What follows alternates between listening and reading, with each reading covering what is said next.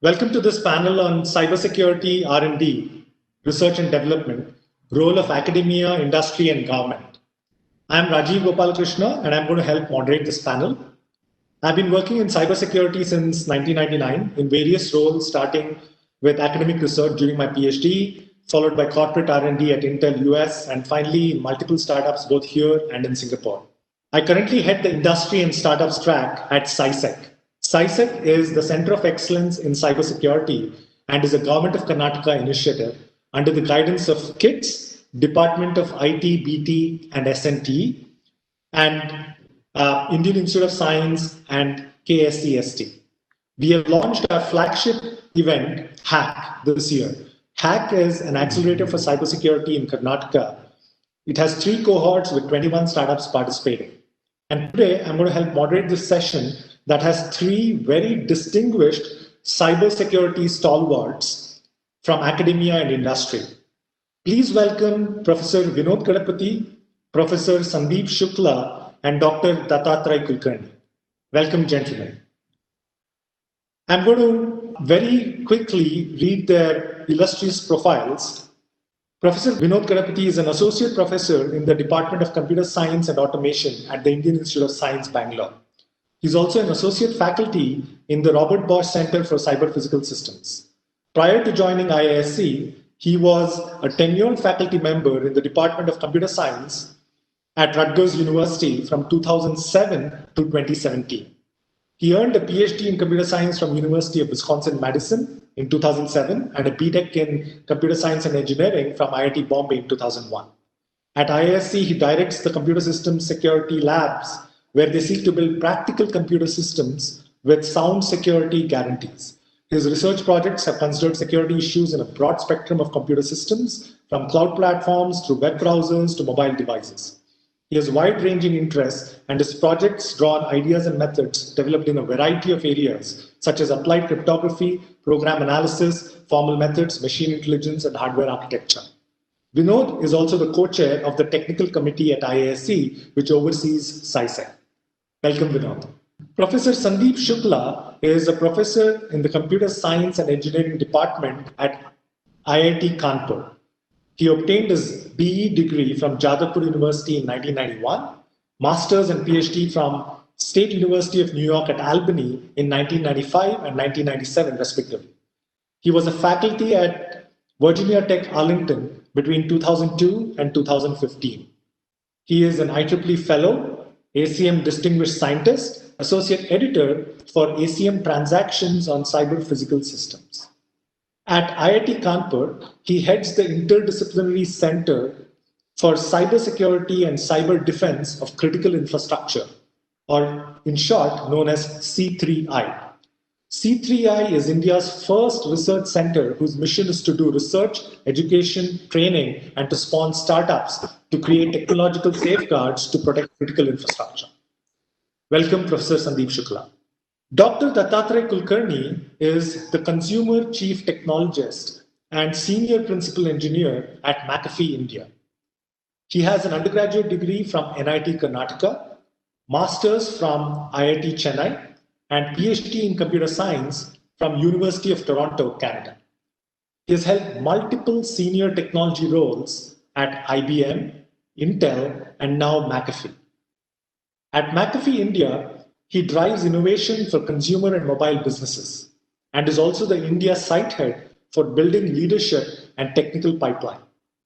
His team conducts research on security and privacy aspects in consumer and mobile computing domains, IoT, cloud services, and wearables. Welcome, Dr. Dattatray Kulkarni. So, gentlemen, the panel, as we know, is about the state of cybersecurity R&D and specifically the role of academia, industry, and the government.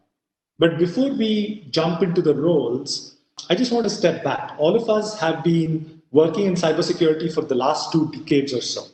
And all of us have both studied and worked outside India and now here in India. So do we think we have made progress? Are we better off today than we were 5 years ago? How do you assess the state of cybersecurity readiness, both among consumers and R&D specifically in enterprises here in India compared to the rest of the world? Just wanted to start off on that note before we jump into the roles. So maybe Professor Vinod, could you please share your views on that? Yes, thank you, Rajiv, and thank you to the BTS for inviting me to be part of this panel. It's a very timely panel. So, my view on this is that although we have made forward strides, India is still not a leader as far as cybersecurity research and development goes. This is as compared to other countries that have taken leadership roles in the space. For example, the US, Israel, Germany, and China, they are leaps and bounds ahead of India.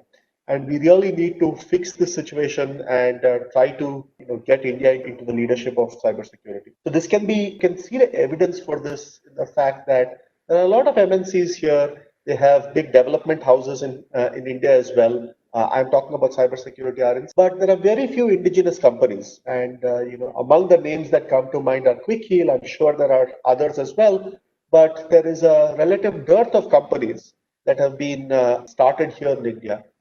And to a certain extent, we at SciSec, as you mentioned, Rajiv, the hack program, which is which SciSec is heading, a part of the goals of this mission of SciSec's hack program is to motivate and encourage more such startups so that we get up there in terms of competitiveness. In general, as a country, I think that we need more emphasis on research and development in cybersecurity, both on the offensive side as well as the defensive side. And all of this, of course, starts with the pipeline for this starts with students. And students need to really realize the importance of cybersecurity and start taking courses and develop expertise here.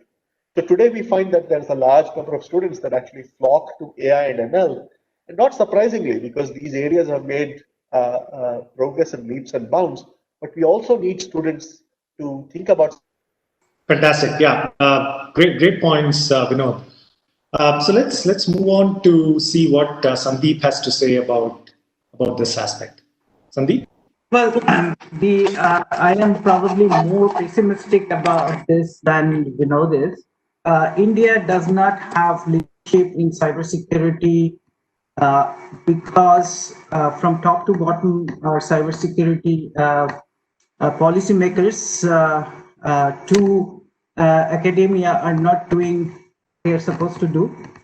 But in terms of manpower, I think we are facing the biggest challenge because we don't have the right knowledgeable people to lead, and we don't have the right knowledgeable people to actually teach in the academia. Before maybe Vinod arrived from Rutgers to everybody used to think in India that cryptography is cybersecurity.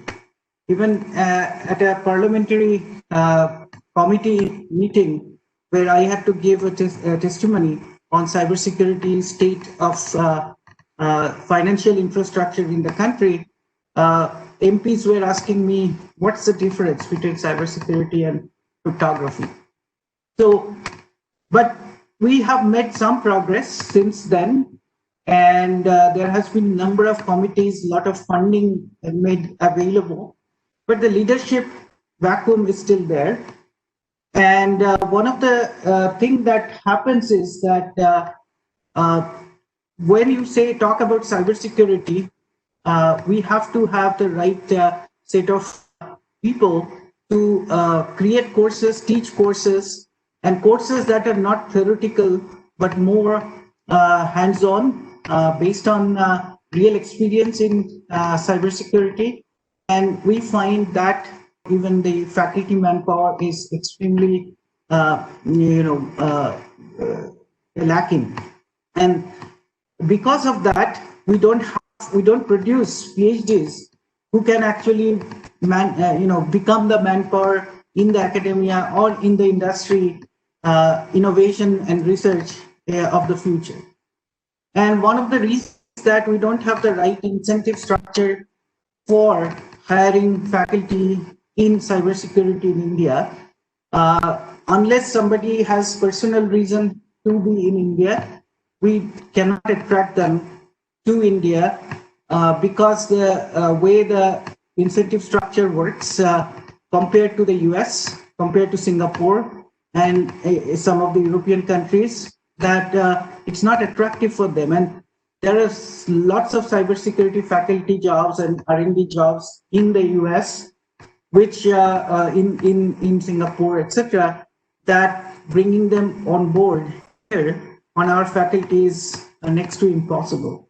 And we are feeling that, and as long as that keeps happening, we are not going to fill the pipeline, and therefore will still always remain the second fiddle, to Israel and to US, and unless we do something about it, unless the Indian large technology houses come together and say that this is something we should do together jointly to help out, to create the right incentive structure for innovation, I think it will not be very promising.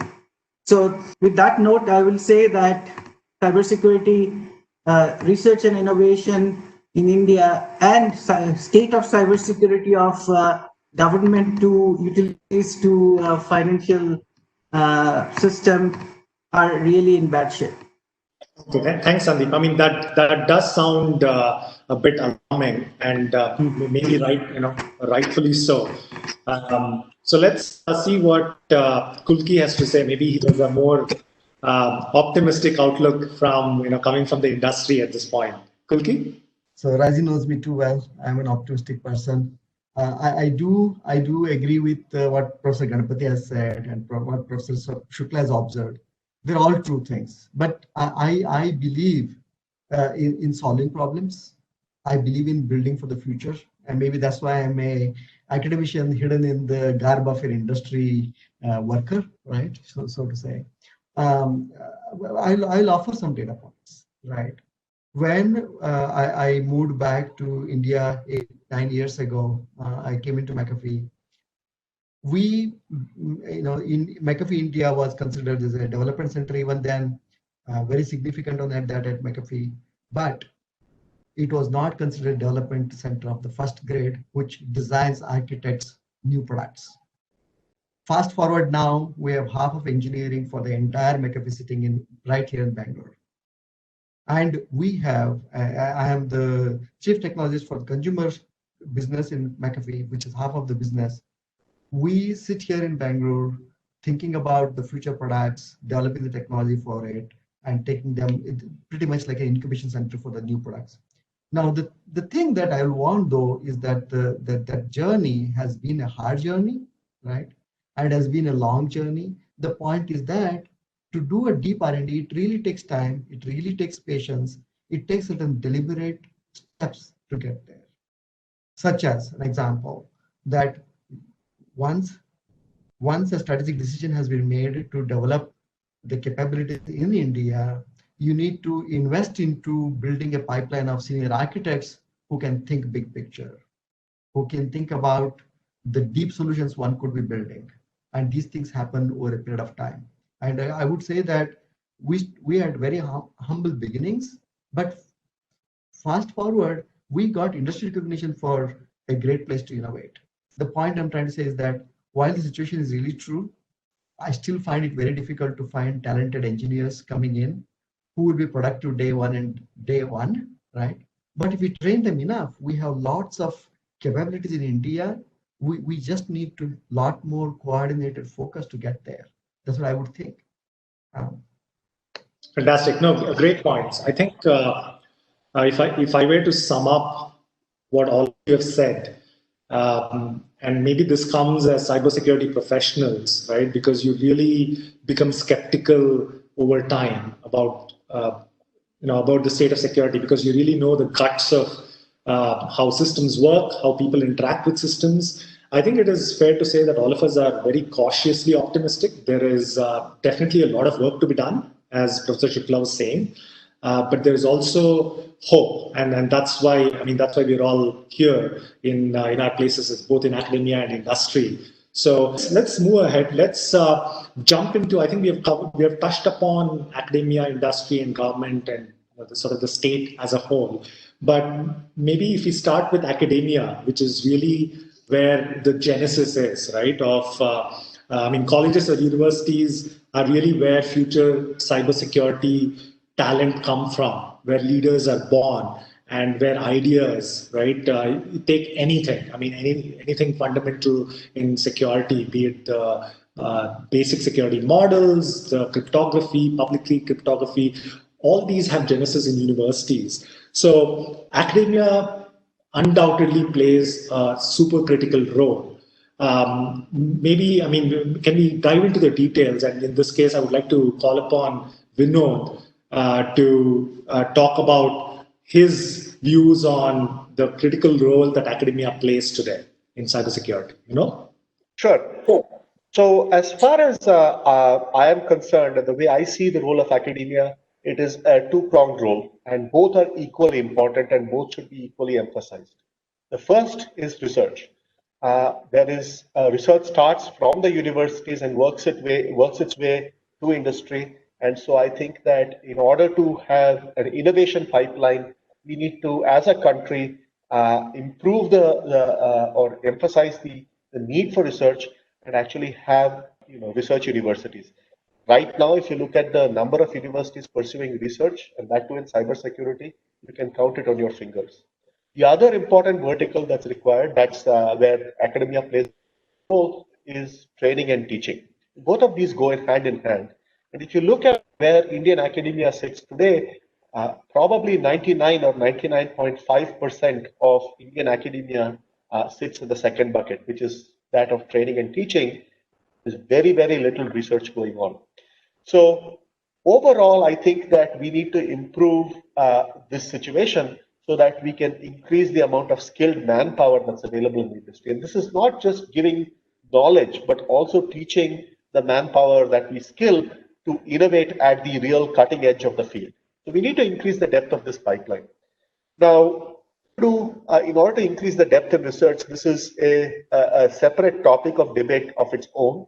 It requires a change in culture in terms of how we think, an increase in the number of faculty, an increase in the size of our PhD programs, and the right incentive structure, as Professor Sandeep Shukla mentioned. But we can start taking immediate action as far as courses and teaching and mentoring are concerned. So I would say that, as Professor Sandeep Shukla rightly pointed out, if you look at the bulk of courses that are available today, there is a conflation, there is sort of a wrong illusion that security just means cryptography. And so you see that the bulk of the courses that are taught, that are available at most of the universities that are offered, let's say through vendors, they teach cryptography, and that too not modern cryptography. This is probably cryptography of the late 70s and the 80s, where they probably teach you how to use things like public keys, private keys, and so on. Security is much, much more than that. And in fact, there are a lot of practical skills that we need to train our people with that we don't actually have courses for. And I don't mean, really down to earth practical skills that everybody, a security engineer would use on their job, things like configuring a firewall. I'm not talking about that. I'm talking about things at the conceptual level that are still practical. So to take a concrete example, this would mean something like figuring out its design, understanding the threat model, and understanding the readiness of that system with respect to the threat model, understanding the attack surface. All of these things require a certain thought process, a certain way to understand the system, and so on. And these skills are not currently being imbibed, at least in the kind of quantity that we would like to see. So one way to remedy this, of course, is to have more and more video courses that the leaders in the field can record and make available to the public for free, and sort of emphasize the need for doing these kinds of courses that are actually practical, hands-on, where you can get your hands dirty, build systems, hack into systems, and so on. Right. So that is the perspective that I have to offer, and this, as I said, is only the training and the teaching part of it. Research is a completely different ball game, and I'm not even touching upon it. Yeah, fantastic points, Vinod. I mean, that certainly, I think, speaks volumes, coming from Indian Institute of Science, right, which is a premier research institution in India, if you will, right, and has fantastic faculty, but there's still a lot to be done. I'm just curious to see what Professor Sandeep Shukla has to say from IIT's perspective. I mean, you certainly work with a lot of, not just IIT Kanpur, but with a lot of the other premier research education institutions in India and abroad. Do you have, what are your thoughts on this, Sandeep? One thing that we need to change in India from even school level education is the ability to think critically and express and be curious. What I find in today's toppers of JEs and all that stuff is that their main goal in life, with some exception, very minuscule exception, is to find the best, internship on their third year, and then best placement in their fourth year. And by best placement doesn't mean in terms of work, but in terms of packages. And what is happening is that even when you teach a course with all the practical skills that you think they should have and all that, they're not that interested in that. They're more interested in making sure it's on their transcript. So even courses like NPTEL and so on, I find that a lot of students take them for the certificate, not so much for the learning. And that attitude is not going to create an innovation workforce. That will create, people would be following instructions, but they will not become innovative workforce. And that is actually a big problem. I think the attitude of students and I guess parents and this over competitive exams, preparation for exams. So getting that attitude comes from childhood. It doesn't come suddenly after coming to a top institute or college, etc. And without that, I don't think that we can have cybersecurity innovations or any innovation whatsoever. When many of these students go abroad, they suddenly see a very different environment and very different. So, for example, US universities have no placement. So students are on their own to find their placement. And for that, they have to have the right knowledge and right skills. And therefore, knowledge and skill is important than getting the things on their transcript. So I think that attitude has to go completely. Otherwise, India is never going to make an innovation economy. I think that's a very critical point, right? A very critical argument. I mean, you're really talking about not just a shift in mindset of the students, but a cultural shift. And this ties back to the discussions we usually have about the education system in India and all the things that have been happening for the last 20, 30 years, right? So what you're saying is that system, you still see that manifested because of years of training, right? Even when they come to undergraduate or masters or PhD, that mindset still is there to get the degrees and certifications and not really sort of go after the pursuit of knowledge, right? That's right. So, Kulki, you're on the other end of the pipeline, right? Where you're actively going to academia. You're not only collaborating with academia, but you're also hiring to build up your technical leadership at McAfee, right? How do you see this? It is true. Again, I have to agree with Professor Ganapathy and Professor Shukla here. The incoming strength, the expertise level that we find in students is actually pretty low, right? The raw talent is there, ability to code is there, but definitely there is a lack of understanding of what cybersecurity field looks like. Definitely that will be is missing. It will be definitely alleviated by some of the things that Vinod was talking about, for example, right? I mean, we build these curriculums and things that are definitely a need of the hour. We definitely need more trained engineers coming in.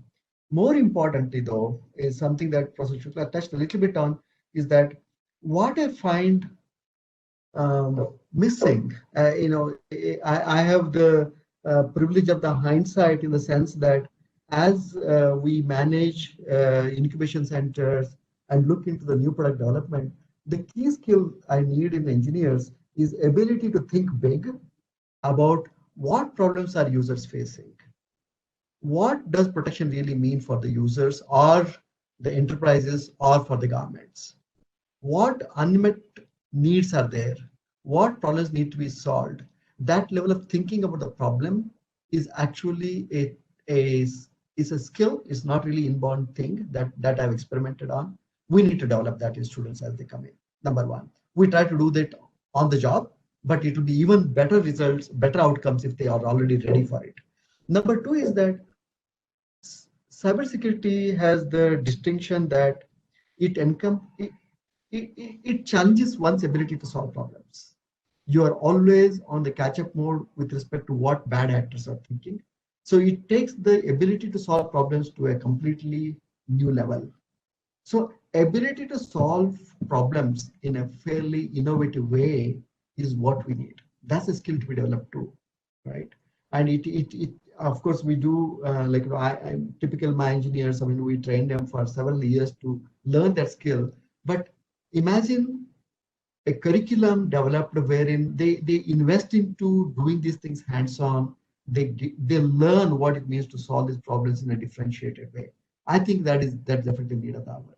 But I see a bigger opportunity here for the industry, right? As they call, right? I think I touched upon earlier about sustained efforts to get deep results over a period of time, right? I think all the heads of the industry in India, right, is great news today, and that many of the best MNCs are have a presence in India. But I think MDs have a responsibility to the country, right? And they need to go and make India development centers are the place to go and build new products and evangelize as such to their management chains. And of course, the management chains won't agree to that simply because you said, please come and build a product here. You need to have programs where you develop a bench strength of people, work with academia, of course, to train things better, develop curriculums. Even if while it is developing, also have programs wherein you build new stream of architects and make it worthy for the management chain to think, if I go and develop these things in India, not only that I'll get innovative solutions out, I'll also get them out much faster. So you should really make India a place to go for all the MNCs. And last but not the least is that engineers need role models. They progress much faster when they're role models. I think as development center heads in India, I think the development center heads have a responsibility to go and hire best of the best talent that is working in the US, Europe, and wherever it is, attract them to India, make them stay here and work here, and you will see some wonderful results as junior engineers watch them solve problems, watch them architect new products. Over a period of time, you'll see that we would have developed a pool of talent that is actually very, very desirable, not just for solving problems within India, actually solving problems globally. So we have a lot of job to do, but I'm optimistic that actually there's a path to it. We just have to execute on it. Excellent points, Pinky. So yeah, I mean, if I may summarize, I think you touched upon a lot of very critical aspects again, right, from an industry perspective. In terms of what you seek from academia, students coming in should think deep, because this is cybersecurity. Everything happens at the deepest levels. You can't really have superficial knowledge and get away, right? As you may in some domains. Think deep, think big, because they shouldn't be myopic, right? They might be young and starting off, but unless you have the big picture, right, it's very hard to capture cybersecurity, right? In that sense. And I really like your aspect about the technical leadership pipeline, right, from an industry perspective, and touching upon role models, right? How if you have mentors, right, both in the industry as well as in academia, then that is what really builds the talent, attracts them, retains them, and drives them to sort of the upper echelons of leadership, right? So fantastic points. I mean, curious. I mean, I just want to hear sort of the academic side, right, to your industrial perspective. To Professor Sandeep Shukla as well as Vinod, what can now that we have Kulki from McAfee, sort of. I mean, McAfee is if I may say, the premier security company, one of the oldest and stalwarts in the space. What do you think somebody like McAfee or cybersecurity industry can do better so that academia, you guys can meet somewhere in the middle? Vinod? Yeah, so I think I'm going to echo some of the points that Dr. Kulkarni mentioned, which is that if industry leads the way, often students, as Professor Sandeep Shukla was pointing out, are motivated by placement, concrete things like placement, and this is not something that we can change overnight. It's culturally there, and so one of the things industry can do is to lead the way by actually showing that there are exciting projects going on here, the ability to grow your career in a company like McAfee, for instance, or any other security company. If there are concrete examples of this, students will also naturally gravitate towards the field. So I think that there's a lot of opportunity here for industry also to lead the way and help academia push students along in this direction. So certainly, if some of these steps that Dr. Kulkarni was mentioning are executed, I think we will see positive outcomes. Sandeep, your views? Yeah, I think that I completely agree. So after the placement season, all students who did masters with me with pretty concrete cybersecurity experience for almost a year and having taken many of our classes, they say that they didn't get a job in cybersecurity because nobody came to recruit for cybersecurity. They came to hire for IIT graduates, and that's the crux of it, right? So that needs to change, right? So the companies have to hire on specific domains, and cybersecurity being one of them, and then actually ask them to actually show that they actually know cybersecurity. But companies send their second year after, like, people who come to hire are often the people who were recruited last year from the same institute. They don't have the depth and knowledge that to actually even test. So they basically go by the fact that these students are IIT students. They did very well in GATE or something, and therefore they have certain quality, and we hire them. And then some of them end up doing some cybersecurity, like some of my students did. Some of them completely go into doing other things, and I think that discourages a lot of students from going too deep into any specific field and just have the right set of skills on their resume and stuff. So I think industry can actually change the way they recruit, they position their jobs.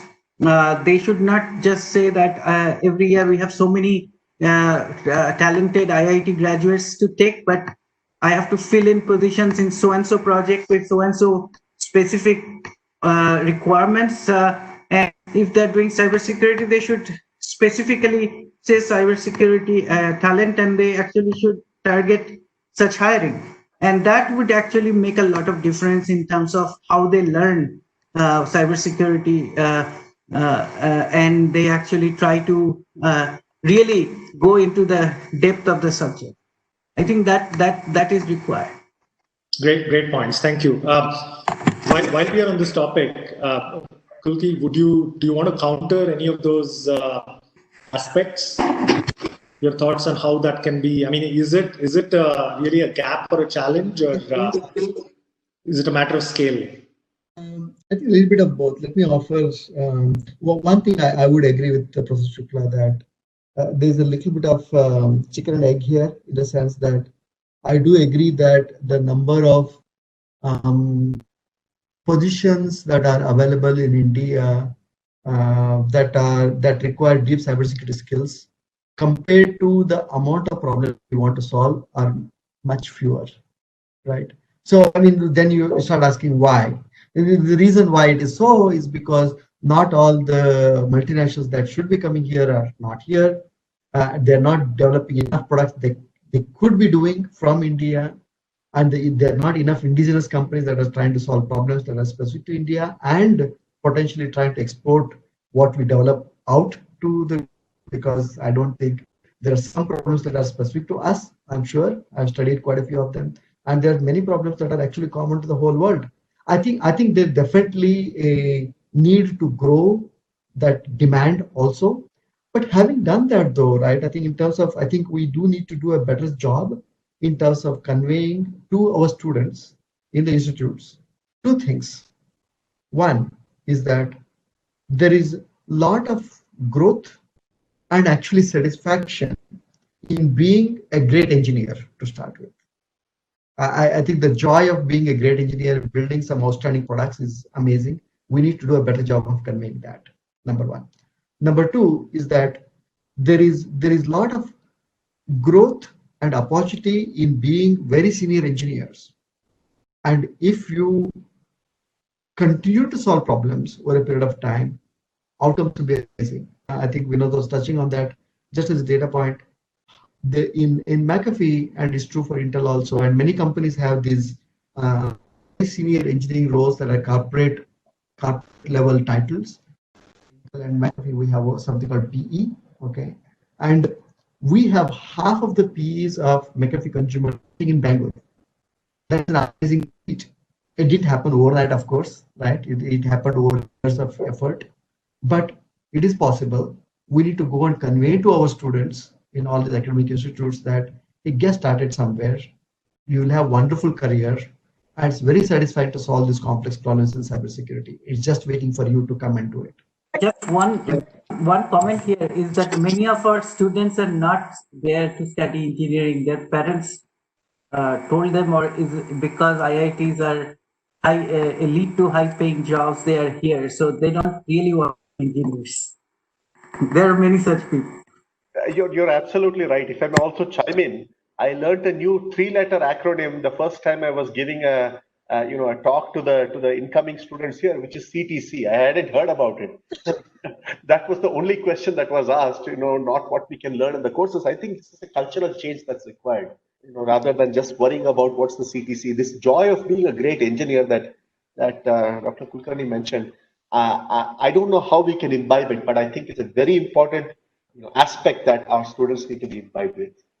So again, let me offer a data point, right? I mean, again, I not just because I'm an optimist, I also like to try these things and experiment and see the outcomes. So when I moved to India, I have the responsibility to go and grow the technical pipeline in the India Center as well. They said, hey, you have to do this, and you have to explain to people the importance of being a great engineer and continuing to develop career as an individual contributor. That means engineer, not a manager. I said, why do you have to do that? Don't they know already? Because I've never done that when I was working in Santa Clara, Bay Area. And they said, no, you'll be surprised. You have to do it. And it looks like you've forgotten your Indian roots. You better go and talk to people. I started talking to people. In the beginning, it was a shocker. We have this special program for all the engineers who have aspiration to be senior technologists, technical leaders, as Rajiv was mentioning. And it was hard sell in the beginning. But you know what? Fast forward, we have arrived at a point wherein we can barely take in 50% of the nominations that come in to be a technology leader. That says that the message is hard to digest, it's hard to convey, but I think over a sustained period of effort, I think people will get it. I think it's a matter of growing as an engineering community, that this is actually what makes an engineer's day. If I may add one more point, I think industry has a very important role to play here, because we see students only for 2 years or 4 years based upon whether they are here for a master's or a bachelor's. And of course the PhD program, but that's much, much smaller. I think this is one place where industry can actually play a leadership role, because you can actually inculcate these values once they're there with you. I completely agree. I think we have been discussing this. I think it requires us to come up with some very creative ways of collaborating, right? I think maybe there's a call to the industry, broader call to the industry also, right? Industry should not be viewing. I'm not saying not everybody views that way. I know I'm generalizing. I apologize if I'm generalizing that. Industry should not be viewing the top institutes as simply a place to go and hire. They should actually invest their effort, their experience, their insights, so that the institute not only develops as a great research institution, but also comes up with a batch after batch of students who actually aspire to be better engineers. And that's when I think we would have created an ecosystem that is a collaborative ecosystem that actually, look, I mean, I do believe very strongly that when a small country like Israel is the go-to place for any security startup out there in the world, look, I mean, in India, I think we can create 10 Israels. It's possible. It's just that we have to put our heads together and work on it. Great points. Thank you all. I think we've talked in breadth and depth about how industry, what is the state in academia, industry, how they can come together. But there's also the role of the government, right? So maybe we can touch upon that. And in this case, I would like to call upon Professor Sandeep Shukla, who heads the C3I Center at IIT Kanpur, which is really where all these three entities, if you will, come together, right? I mean, you can't really work in silos. We have talked about academia and industry, but with government funding, with cybersecurity, a lot of enterprise security is really driven by regulations, by policies, right? Which is all the check marks that the banking, BFSI, or other industries come into play. So, Professor Sandeep Shukla, I mean, how does that work in the case of C3I? You're looking at critical infrastructure, right? So obviously, the government is involved and there is a lot of stake there. Maybe can you help shed some light so that these role models, if you will, can be replicated across the country and the world? The government has certainly made available a lot of funds, but the leadership of organizations who actually provide those funds don't understand technology, engineering, or even policy. So what's happening is that we do get blessed by a lot of funds, but nobody actually listens to our suggestions, our policy suggestions, and so on, and it is decided by we don't know who. And India has a complete lack of a proper cybersecurity response policy, as well as cybersecurity for infrastructure policy. Regulations are, except for in the sector of banking and stock exchange, etc., which are under RBI and SEBI, where cybersecurity regulations are pretty strict. We don't see this regulatory bodies, especially in the critical infrastructure sector, such as power, doing their job.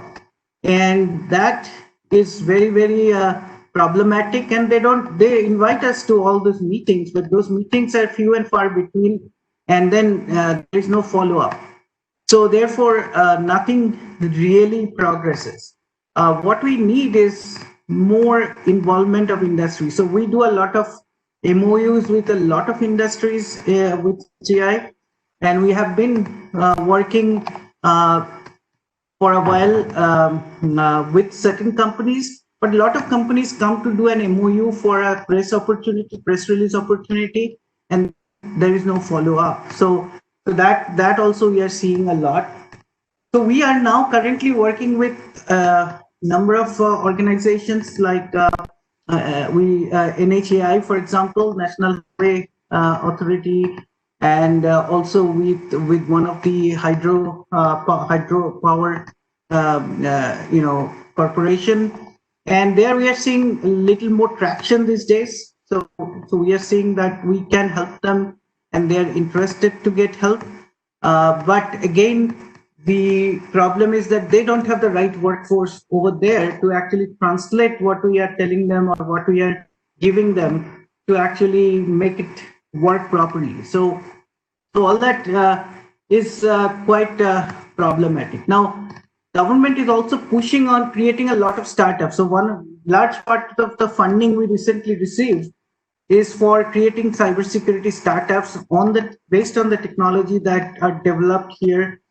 And I find that that might be a little bit missed, because point solutions by startups are not going to make it to the market, because there are IBMs and there are FireEyes and there are McAfee's and other companies which can actually provide a more integrated solution for the enterprise and so on, which the point solutions cannot give.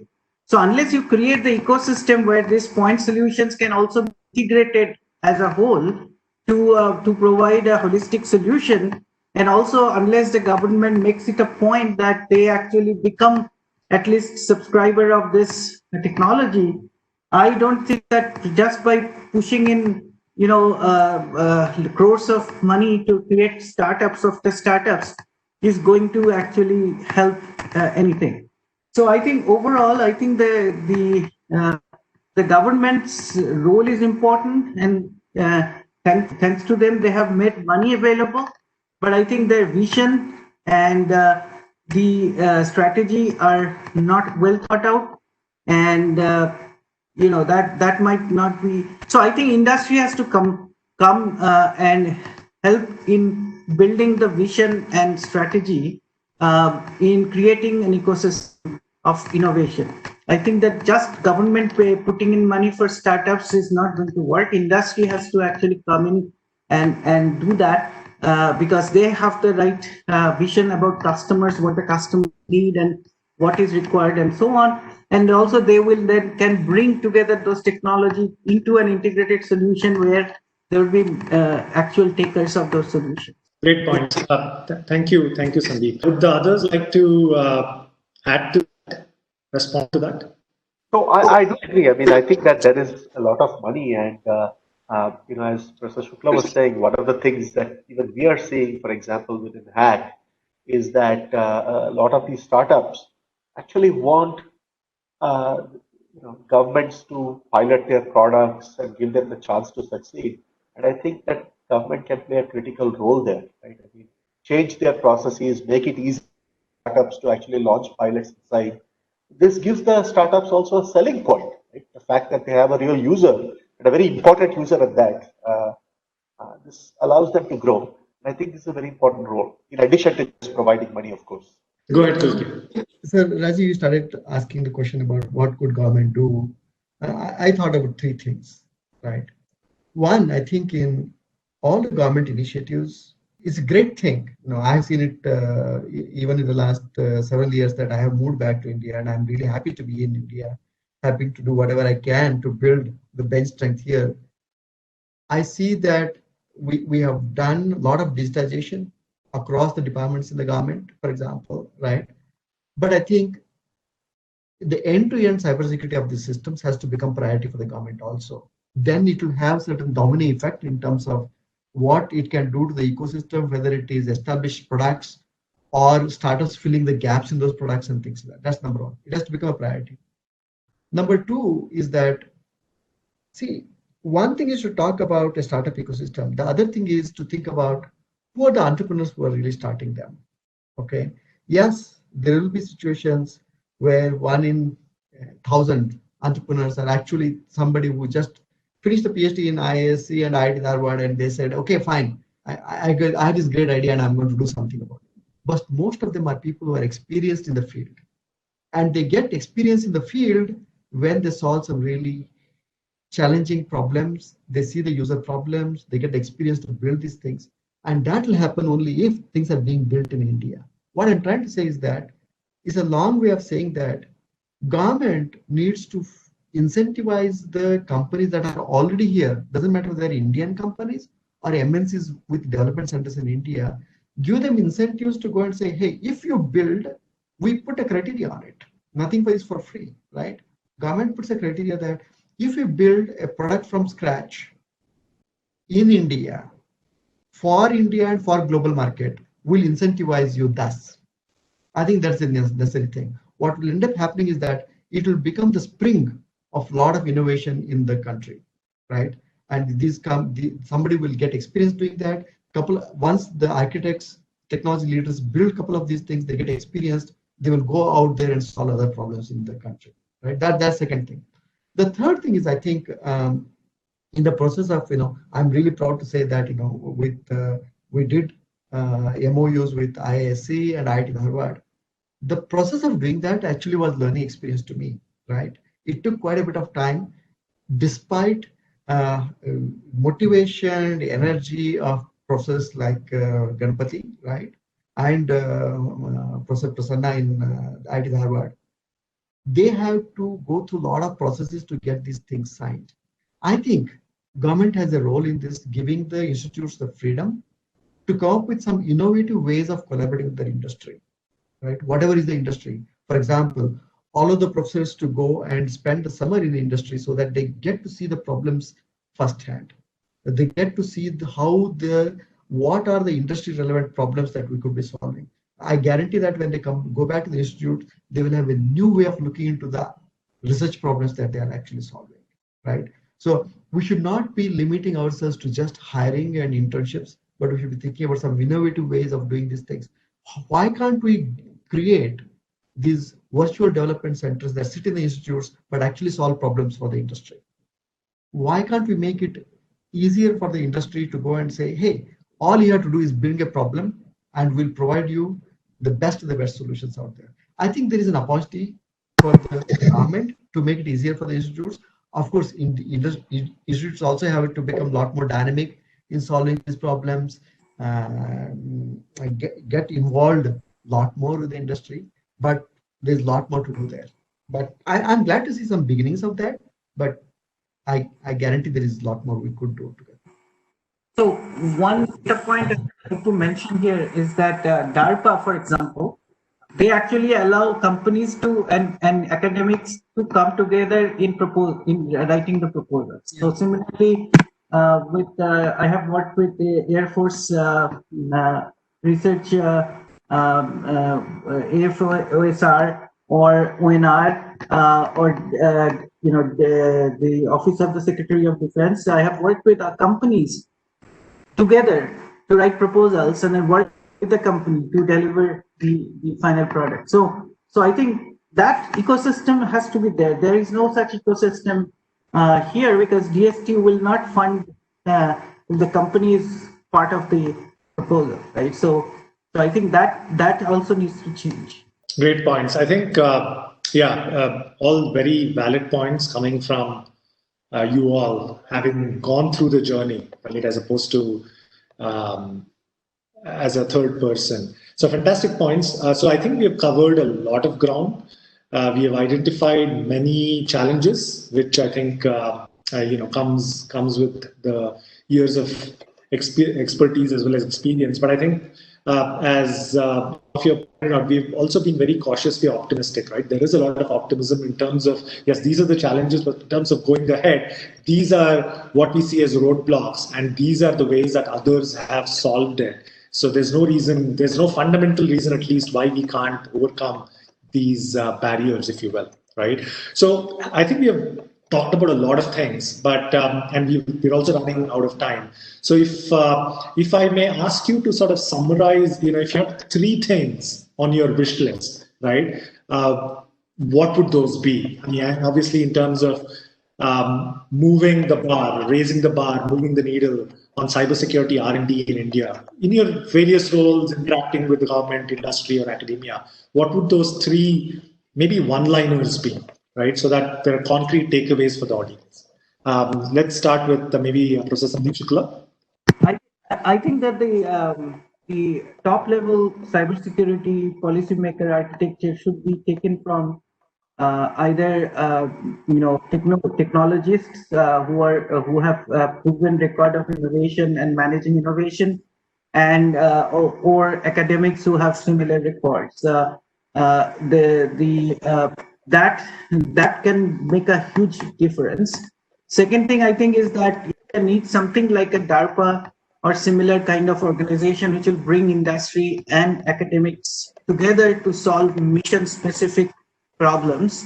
And the third thing I would say is that industry also has to come together, create consortium to actually create funding and innovation ecosystem with academia, which actually they should not worry too much about the IP rights for all those things, because in many cases while doing these MOUs, these IP rights things in the way a lot. So because there are things like that happening in the US all the time, that IP is completely shared between all the companies that are involved, no exclusive licensing, etc. But actually it helps creating the innovation ecosystem. So instead of having this immediate are your immediate product out of this where you will have exclusive IP. You should actually fund innovations, and then eventually you will get an ecosystem where you can actually do individual exclusive kind of research. Right now, that is very difficult to do. So I think these would be my wish list for the future. So, Sir Vinod Ganapati? Sure. Three concrete things. Well, what I would want is that more practical system security courses are to be offered, right? I mean, and the only way that this can happen in a scalable fashion is if we follow a hierarchical model where, those that have the expertise train the others and it keeps going on this way. So we need to do this, offer a lot more of these practical courses. The second, which is a related point, is that we should change the education culture in the sense that, because of the very nature of the field of cybersecurity, which involves a lot of experimenting, which involves a lot of system building, analyzing systems, breaking things, students should not be afraid to experiment and build. They, in fact, should test, break things, and so on. The third point, which is also related to the points that I mentioned above, is that government and industry need to reward such innovation that involves working with real software, breaking things, and so on. So, for example, one of the things that industry can do is that when they, go in for campus placement or actually hire people, they should not just look at, their GPA or overall performance in courses, but actually see if the student has built something interesting. This may have hurt their GPA in the process of doing things, but maybe they have built something. Maybe they have contributed to an open source software. So all of these are important and valuable skills that that industry, for example, can incentivize. And if the student body sees that this kind of activities are being rewarded, the word will spread, and more people will start doing these things. So those are the three things that I have to offer. Great. Dr. Dattatreya Kulkarni? Yeah, so I mean, I am, as you will know by now, I'm optimistic and practical. I wish every single development center in India, whether doesn't matter whether it's an indigenous company or a multinational, cybersecurity or not, right? Every one of them, MDs out there, they take a goal that there is at least one product or solution that is released every year that is built in India from scratch. I think that will be an amazing feat. In 3 years, doing like that, it will do some wonderful things to the ecosystem, right? I think the expertise that we develop will be unmatched. That from the government point of view, I think government has an opportunity, especially given that we are doing digitization. Pick one department and build design it in such a fashion, integrate end-to-end security in such a fashion that it is actually world class. That's given as an example to the other departments, right? And the wish I have for the academia is that I think it would be great if we find one or two programs which take the collaboration that we do to beyond what we do today, right? I would say, for example, it should become almost like a habit for the faculty to find a summer in an industry partner. Moment they spend a couple of summers there, their research will be a lot more outcome focused. I also see an industry side of this coin that the industries have to take the opportunity to start developing virtual development centers in academics. Why can't they let, we're all working from home already. We know what it means to work from home. Why can't we remotely manage a small development center, doesn't matter how small it is, development center that sits in the institute so that the students and the professors, they think day in and day out about outcome focused, deep problems to be solved. Why limit it only to the point when students come for an internship or faculty comes for a seminar? I think that would be wonderful things to do. Great points. So thank you all. I think we are out of time. So this has been a great discussion. And it sounds like we're all mostly aligned on what works and what doesn't. And we all mostly agree on the challenges and definitely the opportunities. So it looks like there's a lot of work ahead to be done in this space. And I think the key word in this case is collaboration, right? Academia, industry, government. I mean, these are the three pillars, and there's no reason why they should be working in silos. So there's a lot of synergies that need to be explored, right, and practically addressed. And there's no reason why that's not possible. So with that, I would like to thank you all for your time and definitely for your deep insights on this topic. So we'll stop here for any questions and answers. Thank you.